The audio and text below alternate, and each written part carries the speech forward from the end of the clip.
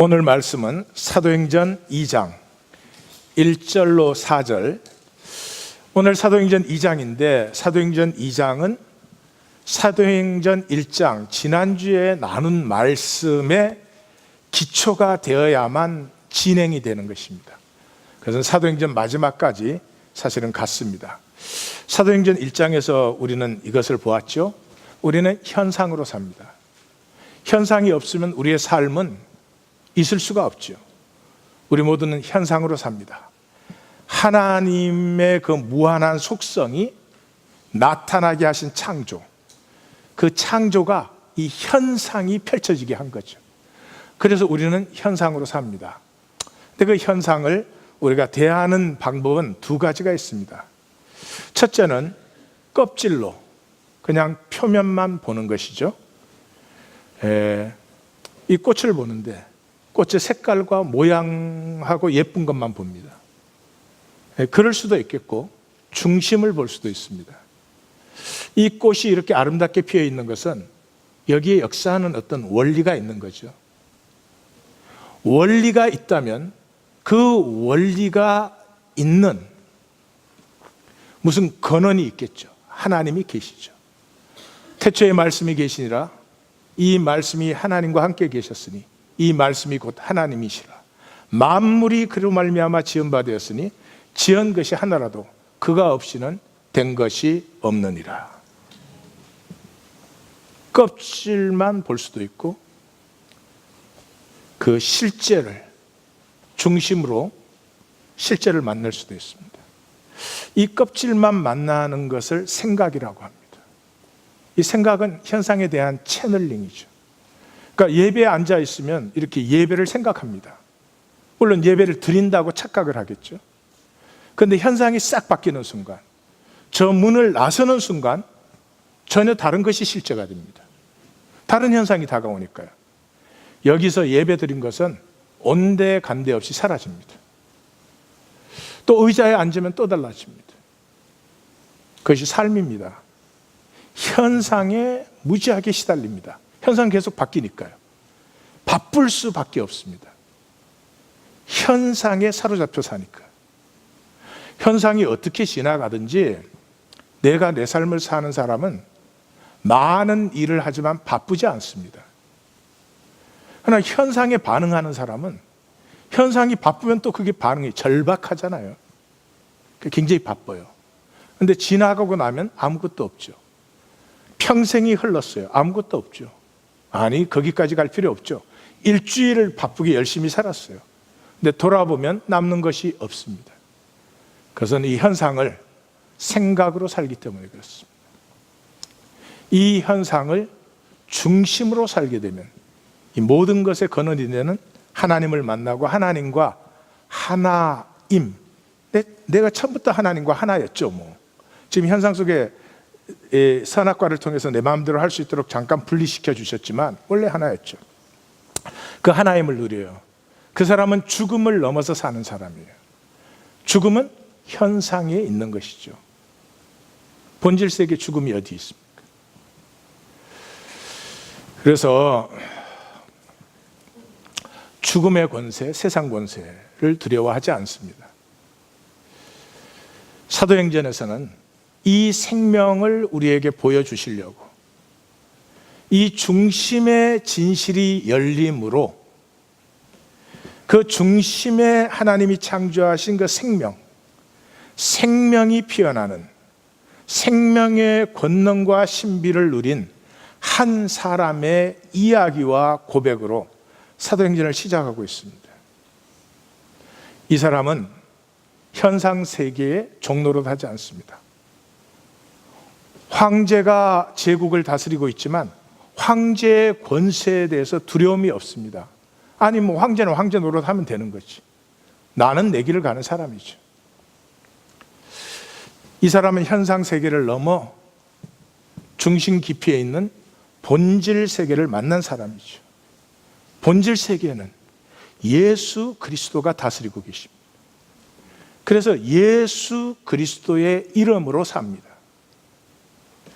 이 사람의 이야기를 이렇게 사도행전은 펼칩니다. 이 사람은 말문이 막힌 사람이었습니다. 할 말이 없었어요. 제일 첫 번째는 자기 자신의 거짓을 만났습니다. 자기는 정말로 말했거든요. 나는 절대로 주를 버리지 않습니다. 죽는 데라도 내가 같이 가겠습니다. 정말로 자기가 말했어요. 근데 그게 거짓이었어요. 두 번째는 그뿐만 아니라 그러므로 거기에서 자기가 이때까지 살아온 삶, 자기가 이때까지 일생에 해온 모든 말이 거짓이었습니다. 그 말이 사실이 아니라면 다른 것은 볼 것도 없는 것이죠. 다 허무해진 자리에 이 사람에게는 단 한 가지 진실이 남아 있습니다. 그것은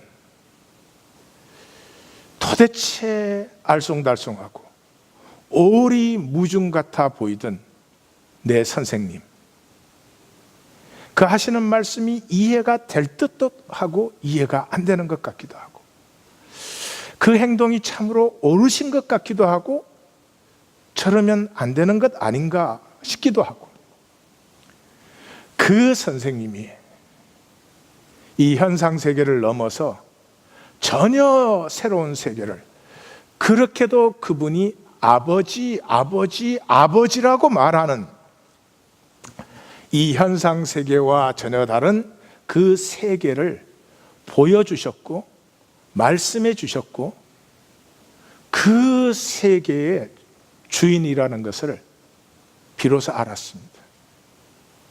그렇지만 이번에는 그 말도 못합니다. 왜냐하면 자기는 자격이 없기 때문입니다. 그 사람을 예수님이 찾아오셔서 너는 나를 사랑하느냐 그렇게 묻습니다. 3번을 묻습니다. 1번, 2번, 3번째 답합니다. 3번째는 근심하면서 대답했습니다. 나의 유일한 진실인데 내가 그 말 지키지도 못했고 그 말 내가 사실화 시키지는 못했지만 내가 정말 그 말 정말로 한 것인데 그게 유일한 나의 진짜인데 이 사람에게는 남은 것은 그 작은 씨앗 하나밖에 없습니다. 그의 주님은 3번 반복해서 내 양을 먹이라고 말씀하십니다. 내 양을 치라고 말씀하십니다. 그때 이 사람은 비로소 이 작은 씨앗에서부터 피어나야 되는 삶이 이 내 진실을 나눌 수 있음을, 나누어야 됨을 처음으로 알았을 것입니다. 성경은 이것을 아주 명백하게 잘 정리를 해줍니다. 제일 처음에 자신의 거짓됨을 만났습니다. 말 한마디에 진실이 없는 우리가 너무 뻔뻔스럽게 살고 있습니다. 사랑하는 성도님들, 죄송스럽지만 너무 뻔뻔스럽습니다. 세상은 그러하니 어쩔 수 없지만 하나님 앞에 나와서까지도 우리는 너무 뻔뻔스럽죠. 이유는 간단합니다. 하나님 앞에 있지 않으니까요. 우리가 만든 종교 안에 있지 하나님 앞에 있지 않기 때문입니다. 제가 이렇게 말씀드릴 때 많은 성도님들은 또 나의 거짓됨을 생각으로 할 것입니다. 맞아, 나 이렇게 거짓돼. 이제 또 그걸 안 사람으로서 또 견장 하나 더 붙일지도 모르겠습니다. 나는 내가 거짓된 걸 아는 사람이야, 이렇게. 그게 아닙니다. 통곡이 터지는 거죠. 내 평생에 만들어온 내 삶이, 내 평생에 만들어온 내 자신이 다 떠내려가는 통곡이 터지는 것이죠. 그 통곡 위에 내가 주를 사랑하는 줄 주께서 아시나이다. 이거 하나밖에 없는 사람에게 주님은 다시 오셔서 그걸 확인시켜 줍니다. 너 안에 있는 유일한 진실, 살지도 못하고 지키지도 못했지만 나의 유일한 진실, 내가 주를 사랑하는 줄을 주께서 아시나이다. 그것을 주님이 품어주실 때 우리의 생각에 껍질이 끼어집니다. 이 전환의 시간, 내 존재가 다 허무화되어 버린 자리에서 더 이상 내가 할 수 있는 말도 행동도 무엇도 없어져서 오직 하나님의 약속만을 기다리는 이 자리에서 하나님과 우리의 만남은, 하나님의 중심과 우리의 중심의 만남은 이루어지면서 전혀 다른 현상이 아닌 본질 세계의 삶이, 내 존재가 영혼을 다해서 기다렸던 그 삶이 그게 열려지는 이 이야기를 적고 있는 것입니다. 2장 9절은 간단합니다. 성령이 강림하시고 베드로가 증언하고 코이노니아가 이루어졌다 이것입니다. 이 각 부분은 다시 두 부분으로 나누어집니다. 성령 강림 부분은 성령이 임하시고 경건한 유대인들의 반응이 일어나고, 베드로의 증언은 요엘을 인용하고 다윗을 인용하고, 코이노니아 부분은 구원의 길이 나타나고 그 구원의 모습이 나타나고 그렇습니다. 그러면 들어가서 우리 한번 만나 보십시다. 사도행전 2장이 시작하자마자 오순절 날이 이미 이름에 그들이 다 같이 한 곳에 모였더니 이렇습니다. 잘된 글일수록, 생명이 깊은 글일수록 도입 부분이 훌륭합니다. 도입 부분을 딱 만나면 무슨 얘기가 나오겠구나 하는 것을 이미 기대감에 가슴이 뜨거워지기 시작하는 것이죠. 인류가 만들어낸 문학 중에서는 사도행전 2장이 가히 최고라고 할 수 있지 않을까 이렇게 생각합니다. 오순절 날이 이름에 그렇습니다. 오순절이 왜 이렇게 중요한 것입니까? 오순절은 성경에서 새 축제의 시간이 열리는 그런 시간입니다. 유대 종교력으로 1월 14일이 유월절입니다. 양을 잡죠. 1월 15일 날 라암셋을 출애굽했습니다. 그래서 1월 15일부터 일주일간 무교절, 누룩 넣지 않은 떡을 먹습니다. 그 일주일간 어디엔가는 토요일이 걸립니다. 안식일이 걸립니다. 그 안식일 다음을 초실절이라고 합니다. 이때 보리추수가 시작되기 때문에 초실절이라고 합니다. 이 초실절을 비우림, 그런데 이 비후라는 단어가 장자라는 단어와 어근이 똑같습니다. 그래서 복음서를 보시면 예수님이 초실절에 부활하셨습니다. 안식 후 첫날. 그래서 고린도전서는 두 번이나 부활의 첫 열매다 이렇게 설명을 하죠. 이스라엘의 농사는 이제 10월에 이른비, autumn rain, 이른비가 오면은 시작을 합니다. 파종을 하고 씨를 뿌려요. 그리고 4월이 되었을 때, 6월절이 되었을 때 보리 추수를 합니다. 이 보리 추수는 이 팔레스타인 땅이, 그 작은 땅이 세계 모든 기후, 세계 모든 지형을 다 갖고 있습니다. 샘플 세상이에요. 신기합니다. 그래가지고 보리가 제일 먼저 있는 지역은 남쪽 따뜻한 지역에 땅이 검게 비옥한 데입니다. 거기에서 첫 추수가 이루어지면은 오순절이 임하기까지 77절, 77이 49일째까지 전국에서 그 추수되는 보리가 순서대로 성전에 다 봉헌이 됩니다. 그래서 그 봉헌이 끝난 50번째 날을 오순절이라고 합니다. 이 오순절은 그래서 하그 아체레트, 하그 아체레트 그러는데 하그라는 말은 축제고 아체레트는 마침표라는 뜻이에요. 그 뭐가 맞춰졌어요? 이 맛없는 보리떡 먹는 시간이 끝나요. 그래서 성경을 자세히 보시면 이 항상 하나님의 복된 새 시간의 시작은 오순절이에요. 노아의 홍수도 보시면 홍수가 났다가 물이 거친 게 첫 달 초하루라고 되어 있어요. 성경이 심심해서 저 날짜 적는 게 아니에요. 그 다음에 땅이 마른 것이 둘째 달 27째 날이라고 적혀 있어요. 그럼 총 기간이 얼마예요? 유대인은 30일씩에 한 달이, 그러니까 57일이에요. 그러면 초실절이 무교절 일주일간에 들어온단 말이에요. 그러니까 안식일이 일찍 오느냐 늦게 오느냐에 따라서 초실절에서 이 오순절까지의 총 기간은 52일에서 58일까지 될 수 있어요. 그 지금 저기는 며칠째예요? 57일째. 예. 그러니까 우리는 저렇게 읽지만 유대인들은 오순절에 하나님의 무지개 언약이 나타났구나. 그걸 알 수 있어요. 시내산 언약도 마찬가지예요. 출애굽기 19장 1절에 보면은 람셋을 출발해서 석 달이 되던 날 시내산에 도착했어요. 그러니까 45일째 도착했어요. 자, 45일째 도착해서 며칠 후에 율법을 받았으니까 무슨 절기에 율법을 받은 거예요? 오순절.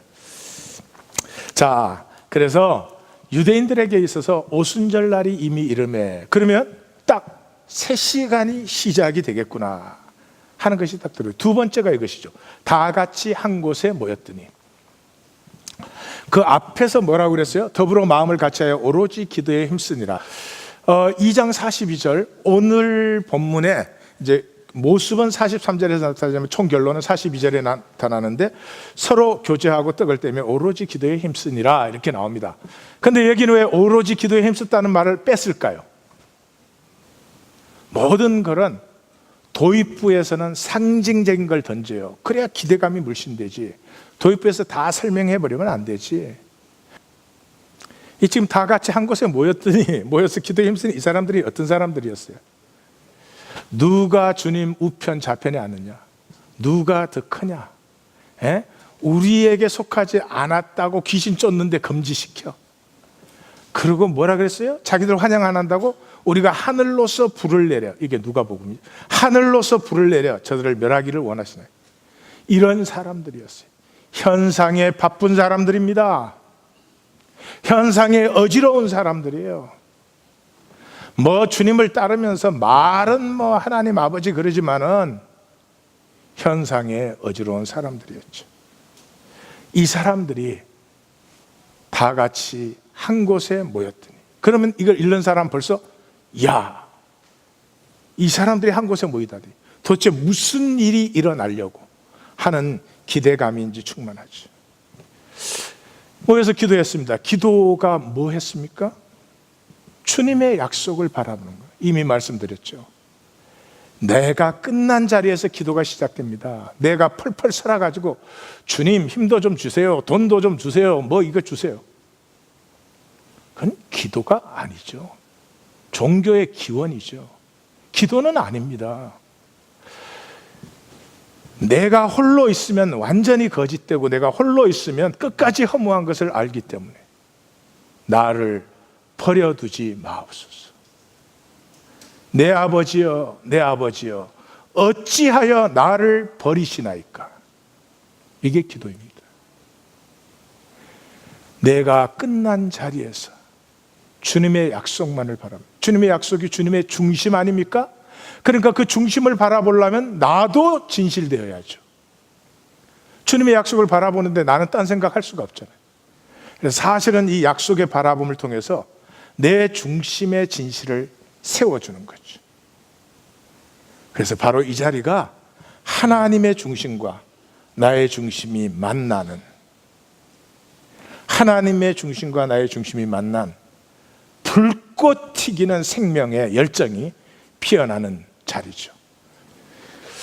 그래서 우리는 성경이 설명을 해주지 않아도 이미 알지만 성경은 말을 하죠. 급하고 강한 바람 같은 소리와 불의 혀같이 갈라지는 것이 무엇이었다? 성령. 그래서 성령의 충만함을 다 받았다. 이것은 이미 누가복음 시작할 때 이미 얘기했죠. 나는 물로 세례를 주거니와 내 뒤에 나보다 더 크신, 나보다 능력 많으신 이가 오시는데 그는 성령과 불로 세례를 주리라. 자, 그렇게 성령의 충만함이 일어났을 때 총 결론은 뭐냐? 이 도입부의 총 결론은 뭐냐? 성령의 말하게 하심을 따라 다른 언어들로 말하기를 시작하니라. 베드로가 많은 말을 했습니다. 복음서에서 제일 말을 많이 한 사람이 베드로였던 것 같아요.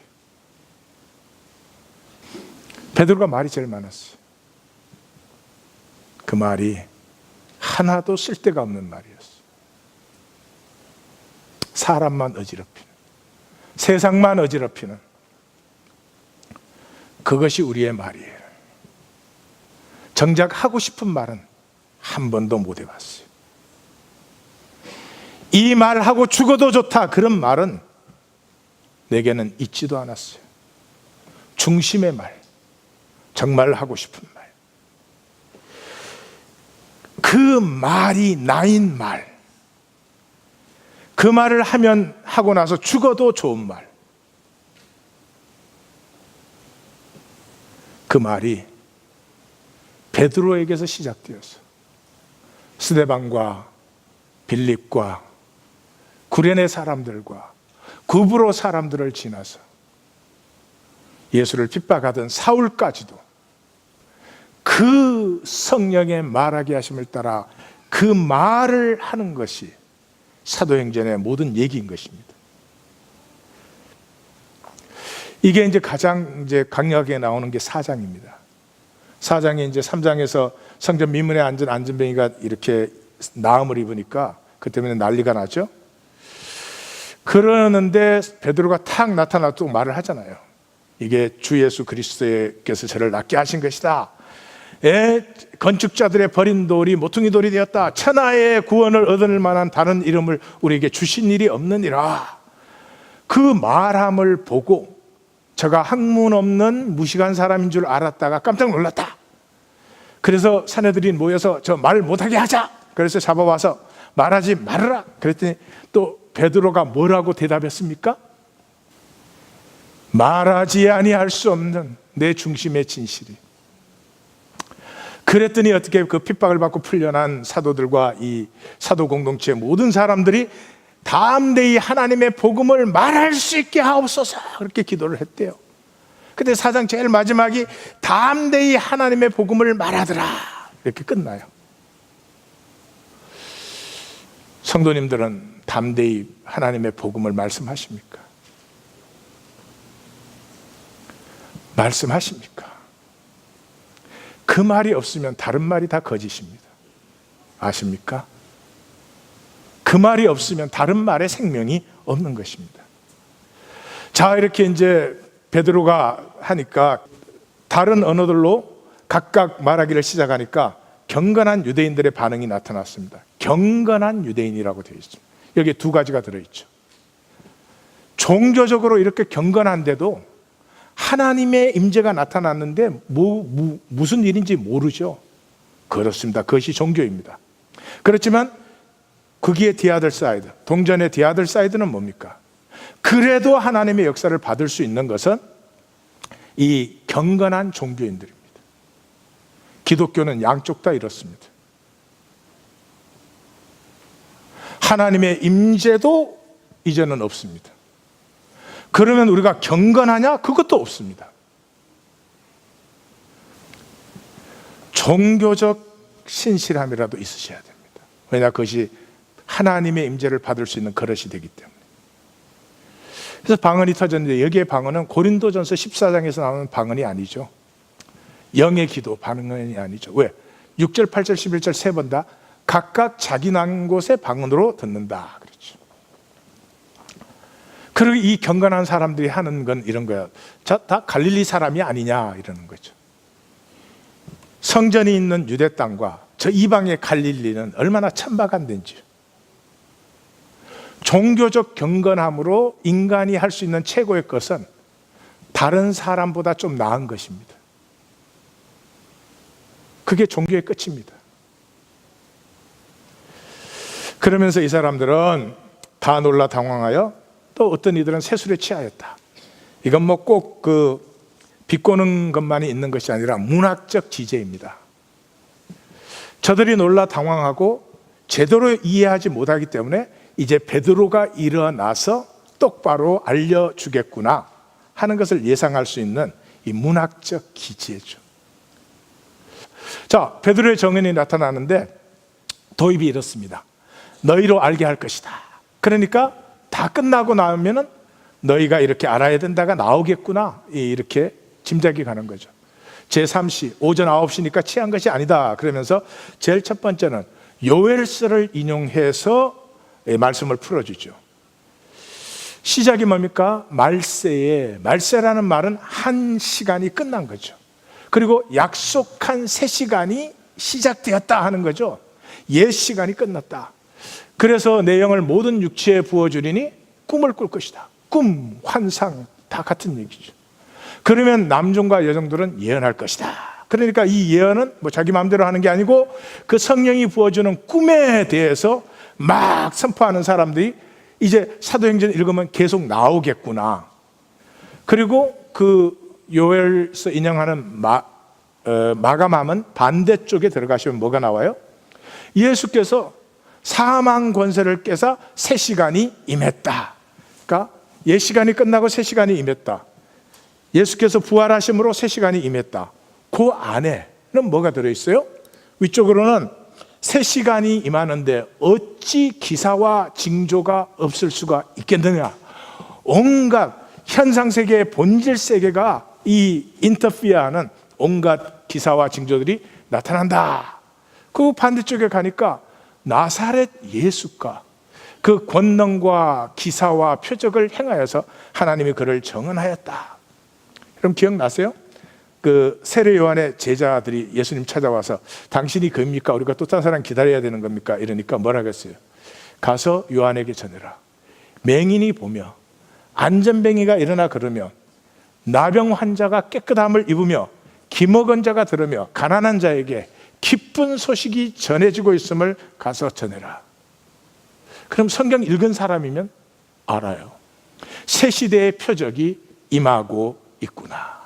새 시간이 열리는 징조들이, 우리의 삶에서도 새 시간이 열리는 징조들이 나타나시기를 주의 이름으로 축원합니다. 똑같은 삶을 반복하면서 똑같은 예배를 반복하면서 그것도 참 위대한 일인 것 같아요. 그게 보통 힘든 일이 아닌데 그것도 위대한 일인 것 같아요. 그 핵심이 무엇입니까? 그래서 누구든지 주의 이름을 부르는 자. 이제 현상 세계는 끝났습니다. 본질 세계가 나타나고 있습니다. 이 본질 세계를 다스리는 이름은 예수 그리스도입니다. 황제가 아닙니다. 그러므로 예수 그리스도의 이름을 부르는 자는 구원을 얻으리로다. 그래서 이 요엘서 인용의 총 결론은 그것이죠. 나사렛 예수입니다. 여기 나왔잖아요. 중간에서 나사렛 예수. 사망 권세를 깨고 약속하신 새 축제의 시대를 여신 메시아, 나사렛 예수가 이 메시아다 하는 것이요. 그 다음에 이제 다윗을 이용해서 또 한 가지 말을 합니다. 이것을 읽으시면 이 베드로가 갈릴리 대학 문학 박사 한 사람인 것을 알 수 있습니다. 예, 분명히 그렇습니다. 이 요엘서를 인용하는 이 문학적인 것도 탁월하게 뛰어나는데요. 다윗을 인용하면서는 자기가 요엘서에서 말한 것을 다시 거꾸로 뒤집어서 결론으로 딱 가지고 갑니다. 그게 뭐예요? 너희가 뭐해? 다윗의 그 나라가 다시 한번 이루어지기를 원하지. 로마가 무너지고. 그런데 그거 바라지 마. 다윗이 위대한 게 아니고, 다윗이 중요한 게 아니고, 다윗이 중요한 것은, 다윗은 죽음 넘어 생명의 세계, 지금 우리말로 하면 현상을 넘은 본질 세계를 이미 본 분이야. 그게 다윗이 중요한 거야. 그러면서 마감 부분에서 뭐라고 합니까?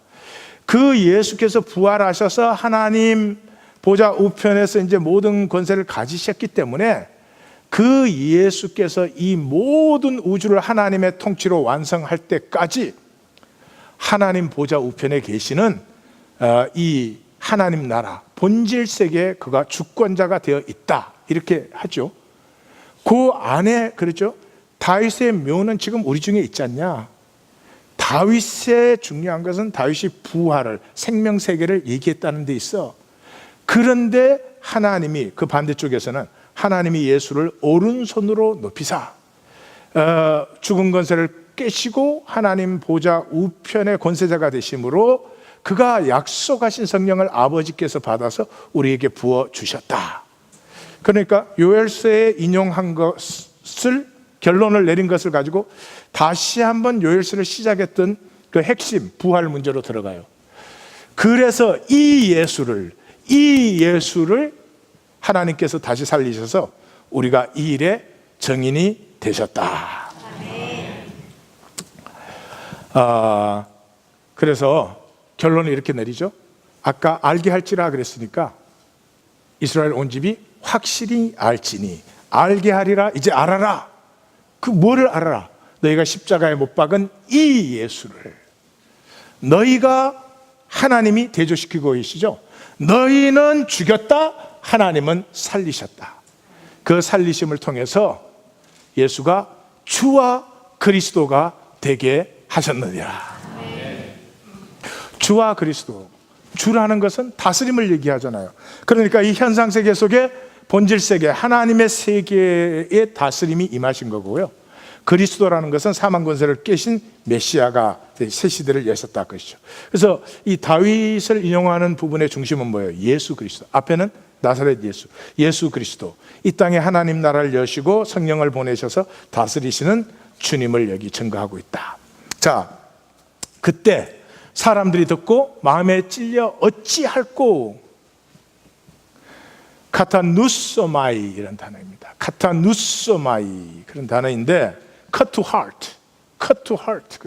그러니까 너무 가슴이 아파서 떼굴떼굴 구르는, 어찌할 수가 없는 이런 아픔이 왔습니다. 이 아픔이 무슨 아픔이죠? 나의 거짓. 모든 게 다 거짓인데 너무 사람들 앞에 사니까 뻔뻔하게 살아왔잖아요. 그 가짜 세계 속에서 좀 가짜 의가 조금 더 있으면 그거 갖고 사람 깔보고 사람 업신여기고 그렇게 살았잖아요. 그게 허무, 완전 거짓으로 돌아간 그 자리. 내가 그렇게 열심히 살아온, 내가 열심히 그렇게 말해온 그것이 다 허무해진 자리. 어쩔 수 없는, 가슴이 산산조각 나도록 찢어지는 그 아픔이 임한 자리. 우리의 삶은 앞으로 두 가지입니다. 이 통곡을 만날 것인지 아니면 끝까지 척하고 살 것인지. 이 어찌할꼬 다음에 주어진 얘기가 예수 그리스도의 이름으로 세례를 받으라는 얘기입니다. 멀쩡한 사람 끌어다가 앉혀놓고 하나님 믿으면 복받아, 믿어. 그게 무슨 진실의 교통이 일어나겠습니까?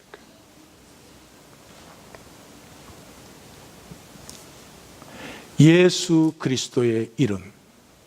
이 현상세계는 황제가 다스리죠. 황제 이름으로 선포되는 것이 법입니다. 황제 이름으로 선포된 것대로 하지 않으면 죽는 것입니다. 그런데 예수 그리스도의 이름에 다스림이 들어왔습니다. 현상밖에 못 보는 사람 볼 수 없습니다. 그러므로 내가 황제 이름으로 살던 제국 속에서 예수 그리스도의 이름의 통치로 들어가는 것이 회개고, 그것이 죄사함을 받는 것이고, 그것이 성령을 받는 것이고, 그것이 하나님의 통치를 지금부터 받는 것이고, 예수 그리스도의 이름으로 사는 것이죠. 그러면서 굿뉴스가 나오죠. 이 약속은 얼마든지 부르시는 자들, 어떤 현상적인 조건과도 상관없습니다. 누구든지 부르시는 자들이 얼마든지 이 약속을 받을 수 있습니다. 그리고 이렇게 말합니다. 이 패역한 세대에서 구원을 받으라. 제가 생각할 때 패역한 세대라는 말은 굉장히 마디스트한 표현이라고 생각됩니다. 여러분, 세상을 돌아보십시오.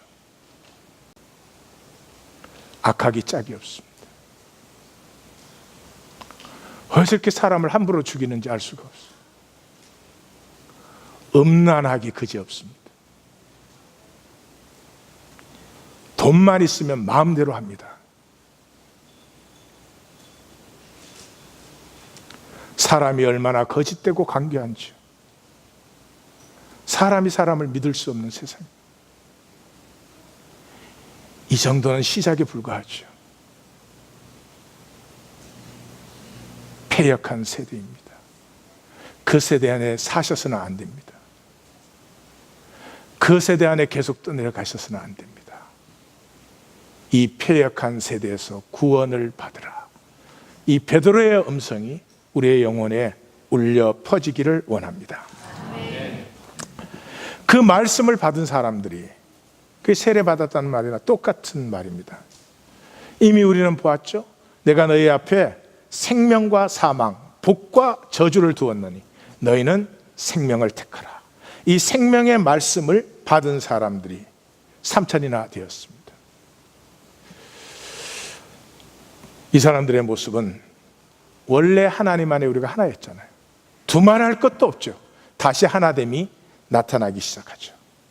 그래서 그 구원의 모습을 우리에게 보여주고 있습니다. 구원의 모습의 시작은 이렇습니다. 우리는 다 나누었다 이런 데 먼저 막 뛰어들어가는데요. 처음이 두려워하는 데입니다. 두려워하는 데. 하나님을 경외함입니다. 현상 세계만 아는 사람은 경외가 없습니다. 아내를 보는데 아내의 껍질과 행동밖에 못 보는 사람은 경외감이 없습니다. 이 나 이익되냐 손해되냐 밖에 보지 않습니다. 그러나 본질을 볼 수 있는 사람은 그 무한한 생명의 신비에 경외감을 갖지요. 아내가 99를 못하고 일을 잘하고 나는 99를 잘하고 일을 못했어도 그 아내 속에 있는 생명의 신비가 무한이기 때문에 판단할 수 없습니다. 잘했다 못했다 이럴 수 없습니다. 정죄할 수 없습니다. 경외감이 있는 거죠. 이 종교는 예배로 나와 있지만 경외감이 없습니다. 하나님 조금도 두렵지 않습니다. 예배조차도 마음껏 거짓으로 드리죠. 중심의 진실이 사라진 지 오래되었습니다. 예배가 사람을 새롭게 하지 못하니 이 어찌된 일입니까? 소금이 맛을 잃으면 무엇에 쓰리요?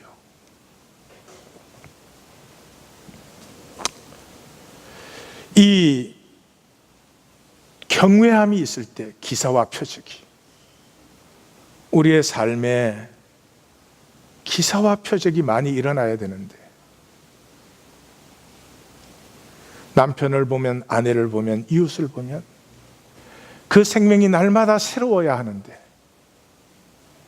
생명의 새로운 신비가 나누어져야 되는데 기사와 표적, 신비가 사라진 메마른 세대 안타깝습니다. 안타깝습니다. 그 경외가 있는 곳에는 다 함께 모든 물건을 서로 통용하고 당연하지요. 재산과 소유를 팔아 나누어 주며 당연하지요. 인심 썼다는 얘기가 아닙니다.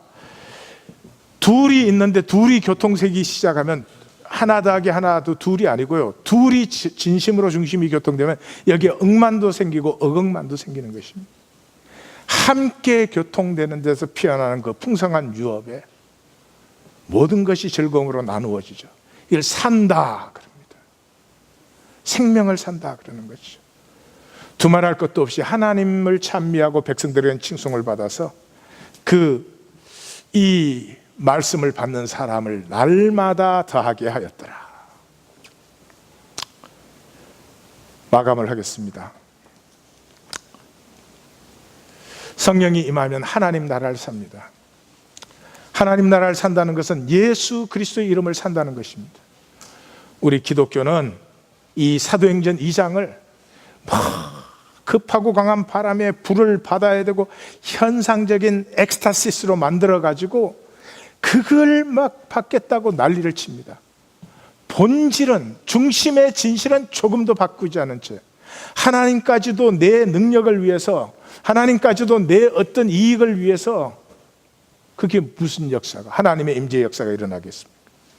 결국은 우리는 불신의 시대에 빠지고 말았습니다. 성령이 임하시면 제일 첫 번째 결론이 말하기를 시작하는 것입니다. 베드로의 심령을 한번 생각해 보십시오. 그 계집종 앞에서 부인했습니다. 근데 조금 있다 어떤 사람이 너 갈릴리 사람이잖아. 근데 뭐 아니기는 뭐가 아니야 임마. 그러는 것입니다. 갈릴리 사람이라고 천대받는 것도 그렇지만 그것으로 자기를 몰아붙여서 지금 자기가 아니라고 말했는데 그럼 그 아닌 것으로 좀 존중해 주면 안 되나? 그걸 치고 들어오는 깔보고 내리찍는 그 말에 베드로의 마음은 어땠을까? 이 베드로에게 부활하신 주님이 나타나서 40일 동안 하나님 나라에 대해서 말씀하셨습니다. 하나님이 통치하시는 세계, 본질 세계에 대해서 말씀해 주셨습니다. 그 말씀을 들을 때 이 베드로는 그 자기를 부르던 예수님, 그 귀신이 물러가고 병이 낫던 그 예수님의 사역들, 그 종교적 권위와 부딪히는,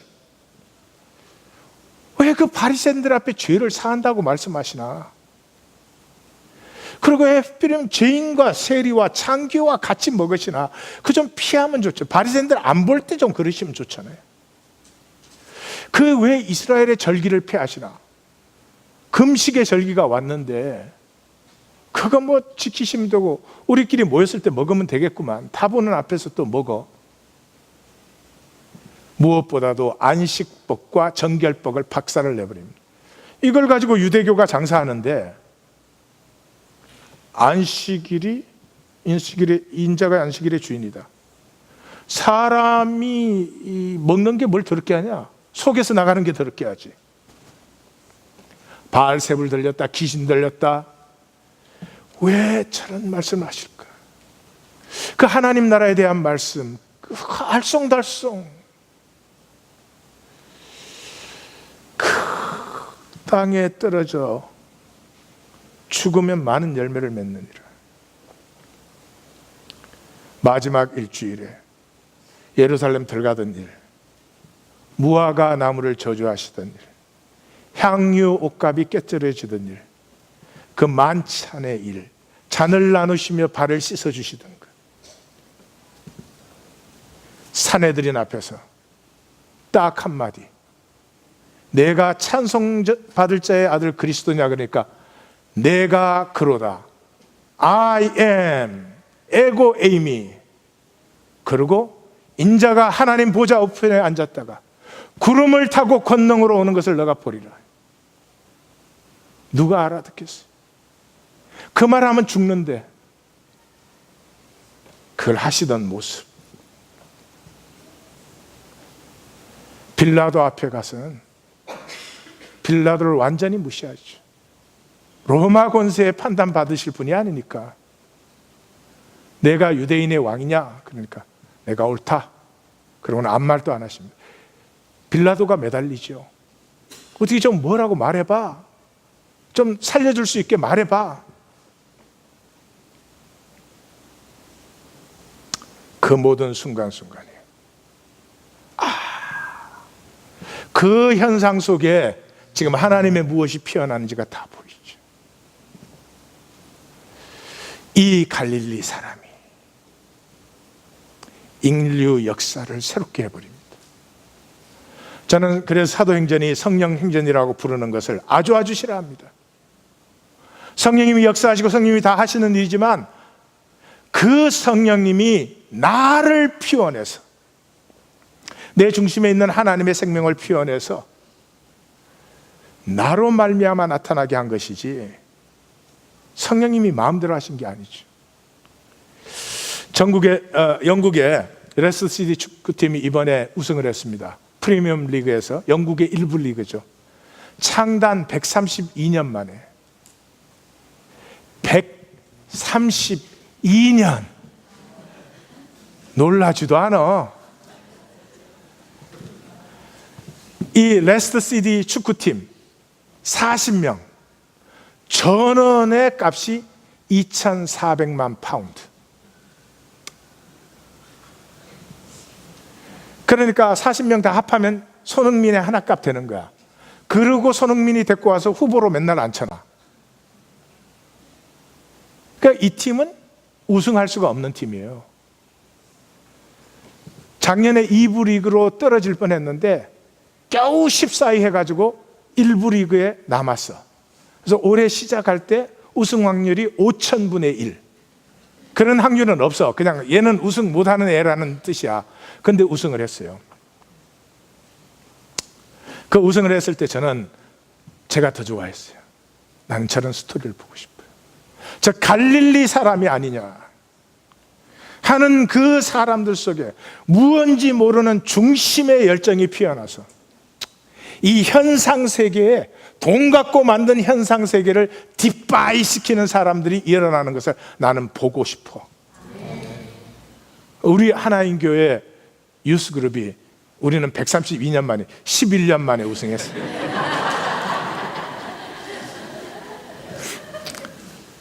그 여자팀은 우리는 학년도 낮고 보시면 알지만 등치가 다른 쪽 선수들하고 한 3분의 2밖에 안 돼. 근데 우승을 했어요. 근데 우승한 것보다 더 자랑스러운 건 이것이에요.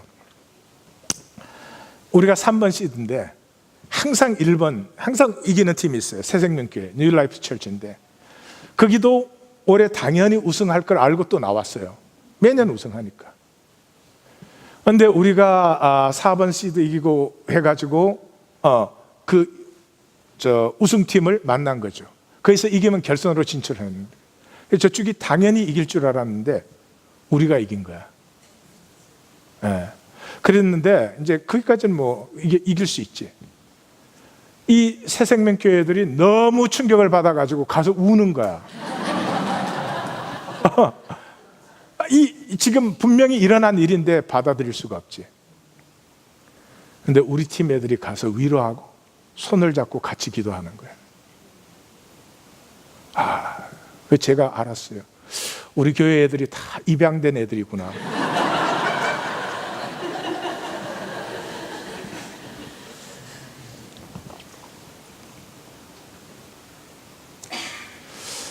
하나님 교회를 어떻게 보십니까?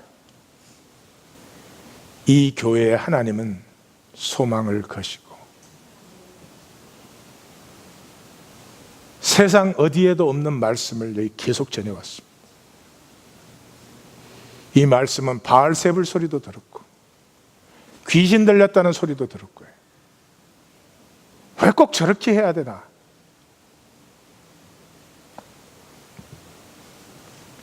그 모든 것 속에서 하나님 교회는 딱 한 가지를 향해서 왔습니다.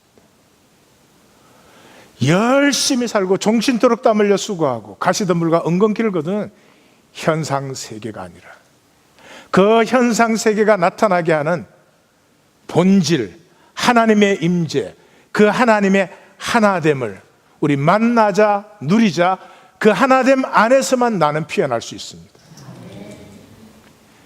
힘과 능으로 되는 일이 아닙니다. 나를 하나로 받아주는 사랑과 관계 안에서만 진정한 나는 피어날 수 있습니다. 이 베드로의 정언과 역사는 사도행전에서 끝나는 것이 아니라 오늘 이 시대에 우리를 통해서 계속되어야 됩니다.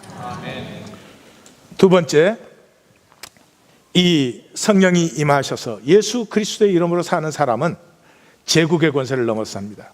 황제의 권세가 아닙니다. 현상의 권세가 아닙니다.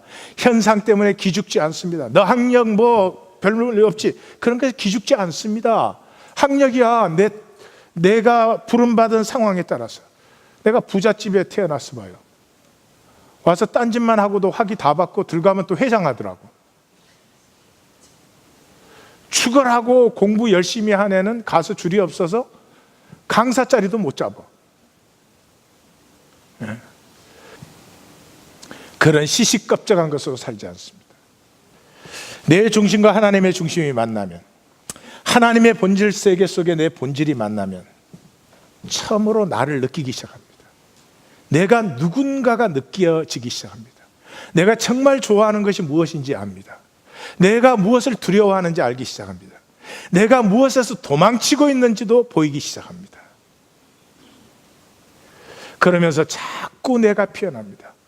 하나님 만나면 만날수록 그 사랑 안에 내가 깊어지면 깊어질수록 내가 자꾸 피어납니다. 이 피어남은 전부가 도전으로 옵니다. 가만 앉아서 피어나는 게 아닙니다. 그러나 걱정할 거 없습니다. 우리 아이들 배구 연습하느라고 엄청 고생했습니다. 얼마나 열심히 했는지 모릅니다. 억지로 하지 않았습니다. 좋아서 했습니다. 그와 마찬가지인 것입니다. 내가 피어나는 것이 좋아서 도전이, 하나님이 주시는 도전이 환영되어집니다. 예. 어려우면 어려울수록 희열을 느낍니다. 마치 산을 타는 사람이 에베레스트를 향해서 가듯이 그런 것입니다. 마카비서에 보면은 한 엄마와 7 아들의 얘기가 나옵니다. 셀루쿠스 왕조가 이들을 잡았습니다. 그런데 이렇게 엄마에게 설득을 합니다. 저 7 아들 아깝지 않으냐? 저들에게 돼지고기 먹으라 그래라. 돼지고기 먹는다는 건 이제 유대교를 배신하는 건데요, 배교하는 건데, 먹으라 그래라. 여기 먹고 가서 안 먹으면 되지. 왜 죽여야 되느냐? 엄마가 아이들에게 말합니다. 7 아들에게. 우리는 하나님의 말씀을 알지. 우리는 말씀대로 사는 사람이야. 말씀대로 죽는 사람들이야. 첫 아들이 죽었습니다. 또 똑같이 회유합니다. 이 사람들을 회유하면 유대인 전체를 회유할 수 있으니까. 똑같은 대화가 반복이 됩니다. 7째 막내가 남았습니다. 이렇게 말합니다. 이렇게 헛되게 죽일 필요 있느냐? 이제 하나 남았는데 지금이라도 돼지고기 먹으면 내가 이 아들을 영광스러운 위에 올려주겠다. 그리고 너희 가족 전체가 평생에 고생하지 않도록 호의호식 시켜주겠다. 이번에는 막내 아들이 말합니다. 어머니, 우리는 말씀의 사람입니다. 말씀으로 살고 말씀으로 죽습니다. 저는 돼지고기를 먹을 수 없습니다. 다 죽었습니다. 이상한 이야기입니까? 이것이 생명입니다. 죽음 두려워하면 무슨 생명입니까? 죽음의 권세를 넘어서 버립니다. 이 현상에 무슨 일이 생긴다 할지라도 이 현상에 어떤 것보다 더 소중하고 어떤 것보다 더 피우고 싶고 어떤 것보다 지켜야 될, 내 목숨을 내어주어도 지켜야 될 것이 있을 때 내가 살아있는 것이지, 아무리 훌륭하고 열심히 살아도 죽인다 그러면 그때는 딴짓 해야 된다면 그건 생명 아니죠. 그건 생존이 되는 것입니다. 히브리서는 이렇게 말합니다. 이런 사람은 세상이 감당치 못하느니라. 마지막으로 예수 그리스도의 이름으로 사는 사람은 진정으로 살고 싶은 삶을 삽니다. 살아야 되는 삶을 사는 것이 아닙니다. 여러분, 이 땅의 삶이 무엇인 줄 아십니까? 특권 갖는 것입니다. 특권. 이 조그마한 교회를 나와도 다른 사람보다 더 인정받고 사랑받고 하는 특권층이 되고 싶어요. 그게 인간이에요. 그거 이용한 게 자본주의입니다. 이미 크루즈 회사는 독립된 식당, 독립된 수영장, 그러니까 가난한 사람들하고 어울리지 않는다는 거죠. 이미 비행기 회사들은 공항에서 차로 환승을 해야 될 때 1등석 승객들은 포르쉐로 환승을 합니다. 포르쉐. 추럭 아니고. LA 공항은 1,800불만 더 내면 아무 조사 없이 직접 들어가고 직접 나옵니다. 나 조금 기다리고 1,800불 가질래 나는. 난 수준이 그래. 그리고 백화점들은, 세계 유명한 백화점들은 이미 돈 있는 사람들을 위한 특별 구역을 만들었습니다. 세상에 가장 비싼 물건만 넣고 거기에 들어서는 순간부터 나올 때까지 황제의 대접을 받습니다. 예수 그리스도의 이름으로 사는 사람은 그런 얘기 들으면 이러는 것입니다. So what? So what? 그 지나가면 뭐 다 지나가는 거지. 그 잠깐 자기가 잘난 것 같지만 웃기는 거죠. 그렇지만 웃기죠? 우리가 그걸 위해서 살고 있습니다. 특권층 되고 싶어서. 그런 세상 앞에 하나님 안에 만물의 교통함을 알기에 나의 나됨을 살 수 있는 사람, 사도 바울처럼 By the grace of God I am who I am. 기도하십시다.